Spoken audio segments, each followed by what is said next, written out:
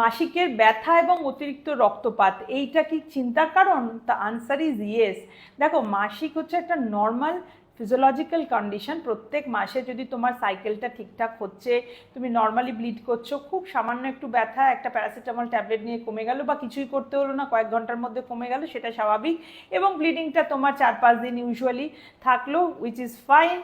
কিন্তু যদি দেখো এই ফাইন জিনিসটা হচ্ছে না, তোমার সাইকেলটা আইদার ঠিক সময়ে আসছে না, এলে অনেক দেরিতে বা অনেক তাড়াতাড়ি চলে আসছে, বা যখন ব্লিড করছো প্রচণ্ড বেশি ব্লিড করছো, কেউ কেউ আমার পেশেন্ট এরকম বলে, ম্যাডাম একদিনের মধ্যে বা দুদিনের মধ্যে সে পুরো প্যাডের প্যাকেটটাই শেষ করে ফেলেছে, তো তুমি বুঝতেই পারছো it is not a normal bleeding.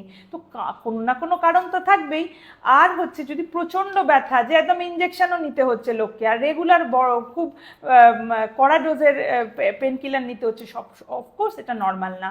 তো গাইনোকোলজিস্টের কাছে যাও, একটা সিম্পল কয়েকটা ব্লাড টেস্ট, সিম্পল একটা আলট্রাসাউন্ড থেকে কিন্তু আমরা অনেক ইনফরমেশন পেতে পারি, এবং তোমার আর্লি রিলিফ যদি হয়, সেটা তোমার সেই সময়কার রিলিফ না, ভবিষ্যতের জন্যও কিন্তু তোমার একটা গুড রিলিফ। কারণ তুমি এটা যদি দেরি করো, ধরো তোমার একটা কারণ আছে, মেডিকেল কারণ, সেটা ট্রিটমেন্টটা ডিলে করালে, নাম্বার 2 কোনো টিউমার থাকতে পারে, এন্ডোমেট্রিওসিসের মতো সিভিয়ার প্রবলেম থাকতে পারে, তুমি যত দেরিতে এটা মানে ডিটেক্টেড হবে, তত তোমার সাফারিং বাড়বে, এবং পরবর্তীকালে তোমার জন্য আরও বড় বড় প্রবলেম, অপারেশন এন্ড আপ হতে পারে, তার ফার্টিলিটি প্রবলেম এন্ড আপ হতে পারে। তো সেগুলোর রিস্ক অনেক বাড়িয়ে দাও।